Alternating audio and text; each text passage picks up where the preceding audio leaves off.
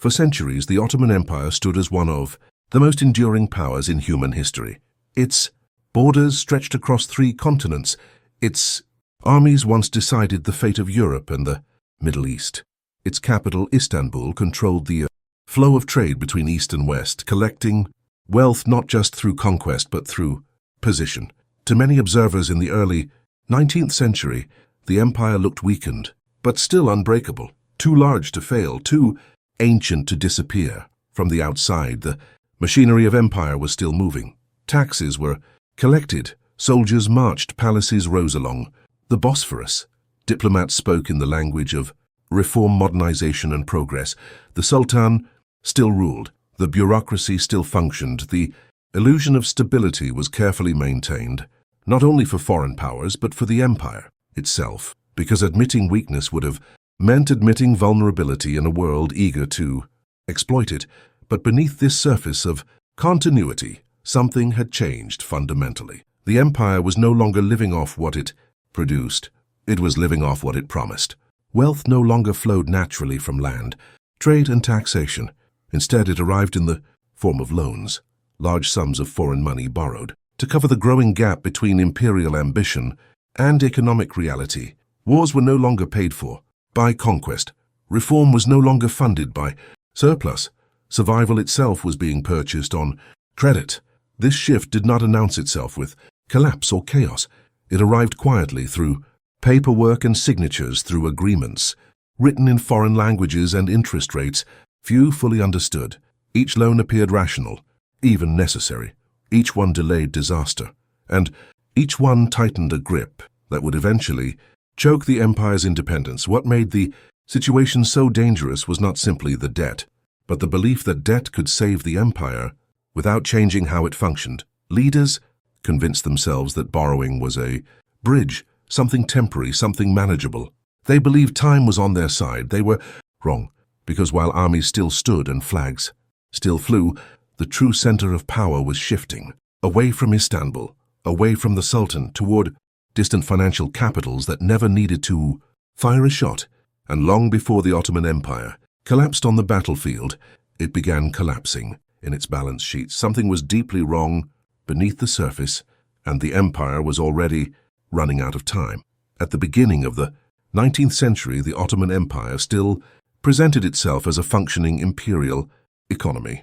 Agriculture remained the backbone of state revenue. Millions of peasants worked the land, producing grain, cotton, and livestock that fed cities and armies alike. Taxes flowed upward through provincial administrators to the imperial treasury.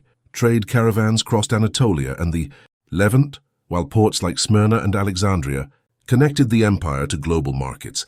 On paper, the system still worked, but this appearance of stability concealed mounting structural pressure. The Ottoman economy had been designed for a pre-industrial world, one where land ownership, manual production, and regional trade defined wealth. Europe was leaving that world behind. Industrialization transformed production, finance, and military power at a speed the empire could not match. European factories flooded markets with cheap manufactured goods, undercutting Ottoman artisans and destroying traditional guilds that had sustained urban economies for centuries. Trade agreements imposed by European powers worsened the imbalance. Tariffs were lowered in the name of free trade, but the result was one-sided. The empire imported finished goods while exporting raw materials at low prices. Silver drained from the economy. Local industry collapsed. Customs revenue, once a pillar of imperial finance, shrank steadily even as state expenses soared. Those expenses were rising for a reason. The empire was under constant military and diplomatic pressure. Russia pushed south. Austria pressed from the northwest. Britain and France interfered in Ottoman affairs while demanding reforms and concessions. To survive, the empire needed a modern army and navy. That meant rifles instead of muskets, steamships instead of sails, professional training instead of feudal levies. Modernization was no longer optional, it was existential. But modernization was expensive, and the state's internal revenue system was failing. Tax farming encouraged short-term extraction rather than long-term growth. Corruption siphoned funds before they reached the treasury. Provincial elites resisted reforms that threatened their power. Every attempt to increase efficiency met resistance, delay, or sabotage. The result was a widening gap between what the empire needed and what it could afford. Reformers promised progress. Sultans announced restructuring, but without capital, these promises remained hollow. The economy was stretched thin, pulled between tradition and survival in a world that no longer waited. This was the moment when borrowing began to look like salvation. European banks offered what the empire lacked: immediate cash, not earned, not taxed, delivered. It appeared to be a solution that avoided political unrest and delayed painful reforms. Prosperity could be simulated. Pressure could be postponed. But beneath the surface, the empire was no longer building strength, it was borrowing time, and time, once borrowed, always demands repayment. The moment the Ottoman Empire crossed from financial strain into financial dependency did not arrive with panic or public outrage. It arrived quietly, disguised as necessity. By the early 1850s, the empire's leaders believed they were trapped between two equally fatal outcomes. Without rapid modernization, foreign powers would dismantle the empire piece by piece. Without money, modernization was impossible. The treasury was empty, tax reforms were failing, and military expenses were exploding. In this corner, borrowing appeared not reckless but unavoidable. The Crimean War became the justification. In 1854, facing Russia on the battlefield and desperate to maintain the support of Britain and France, the Ottoman government contracted its first major foreign loan. European bankers offered large sums. With remarkable speed, to imperial officials, this seemed like validation. The empire was still creditworthy, still relevant, still a player in global politics. The decision was framed as temporary, a bridge loan to survive war and reform afterward. But the structure of the loan carried a hidden poison. Interest rates were high, fees were enormous. Much of the money was paid out in advance to intermediaries, meaning the empire received far less than it owed on paper. Yet, repayments were calculated on the full amount. From the very beginning, the math was against the borrower. Once the precedent was set, borrowing became easier than reform. Each new crisis, military, political, or fiscal, produced another loan. Funds meant for development were diverted to service old debts. New loans were taken not to invest but to survive. The empire entered a cycle where debt no longer supported growth. It replaced it. Ottoman leaders believed modernization would eventually generate enough revenue to escape the trap. Railways would stimulate trade. Reforms would increase efficiency. Stability would return. What they underestimated was how much control they were surrendering. Creditors demanded guarantees. Customs income, salt monopolies, and tobacco taxes were pledged as collateral. The empire's most reliable revenue streams were no longer fully its own. This was the point of no return. Financial sovereignty began to erode long before political sovereignty did. Decisions inside the palace were now shaped by repayment schedules abroad. Every budget was written with creditors in mind. Every reform was filtered through its impact on debt service. If you want more hidden stories of economic power, secret deals, and the financial blows that toppled nations, subscribe and let's continue the unraveling. The fatal decision was not a single loan, but the belief that borrowing could substitute for structural change. From that moment on, the Ottoman Empire was no longer steering its future. It was reacting to its balance sheet, and the numbers were closing in. The consequences of debt dependency did not erupt all at once. They seeped into daily life quietly at first, then with growing intensity. As interest payments consumed larger portions of state revenue, the Ottoman government searched desperately for cash. The fastest solution was always the same: raise taxes. But the empire was already taxing a population stretched to its limits. What followed was not increased prosperity, but rising anger. In the countryside, peasants faced heavier burdens without any improvement in security or infrastructure. Tax collectors arrived more frequently and demanded more, often using force. Entire villages sold livestock, land, or future harvests just to meet obligation. When crops failed or prices fell, debt pushed families into permanent poverty. The state extracted more while offering less eroding. Loyalty that had once held the empire together. Urban centers felt a different pain. Merchants watched trade slow as customs revenues were redirected toward foreign creditors instead of local development. Artisans lost customers as cheap European manufactured goods flooded markets. Guilds collapsed. Unemployment rose, cities filled with men who could not find work but were still expected to pay higher taxes. The promise of reform turned into daily economic humiliation. Inside the state itself, dysfunction spread. Ministries competed for shrinking funds. Corruption intensified as officials skimmed revenue before it disappeared into debt service. The army, supposedly modernized with borrowed money, often lacked basic supplies. Soldiers went unpaid for months while interest payments were delivered punctually abroad. Morale collapsed. Loyalty weakened. The psychological damage was as severe as the financial one. Trust in the government evaporated. The empire no longer appeared as a protector, but as a collector, an enforcer of obligations it did not control. Every form announcement, sounded like deception. The gap between rulers and ruled widened dangerously. By the 1870s, the system reached its breaking point. A series of bad harvests and regional unrest reduced tax income, just as debt payments peaked. In 1875, the Ottoman government admitted it could not meet its obligations and declared a partial default. Creditors panicked. International confidence vanished overnight. Bond values collapsed. The empire was suddenly cut off from new loans, the very mechanism it depended on to function. For ordinary people, the default offered no relief. Taxes remained high. Services deteriorated. Further, revolts erupted in the Balkans, driven as much by economic desperation as by nationalist ideology. What had begun as a financial strategy was now unraveling into open instability. The first cracks were no longer hidden. Debt had transformed from a tool of survival into a weapon that turned inward, weakening the empire from the inside out. And the pressure was building toward something far more explosive. Once the Ottoman Empire's financial crisis became visible, it began to accelerate events that had been simmering for decades. Economic pain does not remain passive. It seeks an outlet.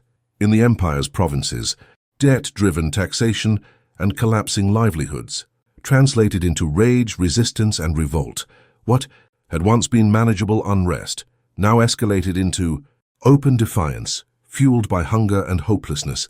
In the Balkans, entire regions were pushed to the edge. Peasants who could no longer survive under rising taxes rebelled against imperial authorities. These uprisings were often described as purely nationalist or religious, but economics was the spark beneath the rhetoric. When the state could no longer provide protection or opportunity, loyalty collapsed. The empire's financial weakness became political fragmentation. Foreign powers watched closely. European governments and investors understood that Ottoman instability threatened their loans, but also offered strategic opportunities. Russia, long eager to weaken Ottoman control in southeastern Europe, used the unrest as justification for intervention. The empire's inability to stabilize its provinces was no longer just an internal failure. It was an invitation. When war erupted in 1877 between the Ottoman Empire and Russia, the imbalance was brutal. The Ottomans entered the conflict already financially exhausted. Supplies were scarce. Logistics were disorganized. Soldiers were underpaid and poorly equipped. Meanwhile, debt obligations continued. Even as armies clashed, interest payments remained a priority, draining resources that might have supported defense. Defeat came swiftly and decisively. The war ended with catastrophic territorial losses and massive reparations imposed on an empire that was already bankrupt. Instead of relief, peace delivered deeper financial suffocation. The cost of defeat was added directly onto an existing mountain of debt.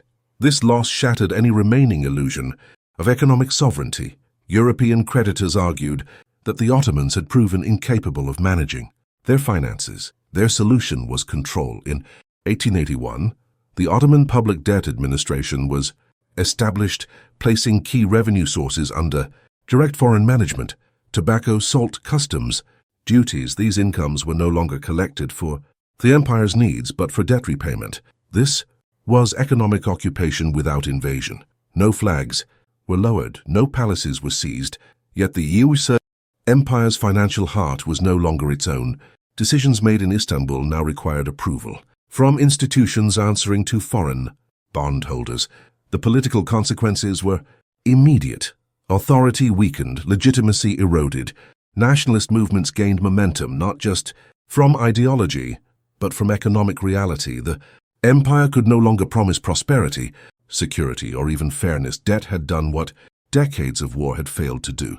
It stripped the Ottoman Empire of control from within, turning economic pressure into irreversible political collapse. By the turn of the 20th century, the Ottoman Empire still existed on maps, but its power had been hollowed out. The debt trap had transformed the state into an administrative shell, collecting revenue not for its own survival, but for repayment. The Ottoman public debt administration controlled the empire's most dependable income streams, leaving the government with limited resources and even fewer choices. Sovereignty remained in name but not in practice. This economic suffocation bred political radicalization. Reformers, officers, and bureaucrats understood that the empire could not survive in permanent financial captivity. The Young Turk movement emerged from this realization, arguing that constitutional government and centralized reform could restore control over the state's future. In 1908, revolution forced the restoration of the constitution, promising renewal, but the new leadership inherited an impossible reality. Debt obligations remained untouched and foreign financial control continued. The empire was still trapped. Revenues were limited. The army was underfunded. Infrastructure lagged behind rivals. Each crisis demanded spending the state did not have. Each response deepened dependency. Political reform could not undo decades of financial erosion. When global war erupted in 1914, Ottoman leaders faced a desperate calculation. Remaining neutral meant continued economic strangulation and foreign pressure. Entering the war offered a risky escape, an opportunity to break free from debt, foreign oversight, and diplomatic humiliation. War was seen not only as a military gamble but as an economic revolt.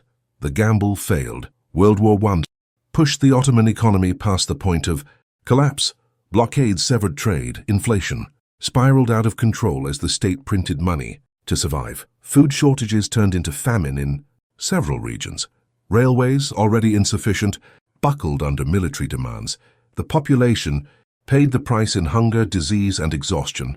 Defeat brought final disintegration. The empire lost its remaining territories. Allied powers imposed harsh terms and occupied key regions. The Sultanate, already powerless, was abolished.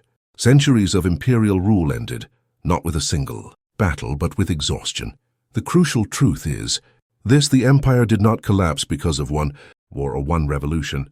Those were symptoms. The real collapse began decades earlier, when financial survival replaced economic independence.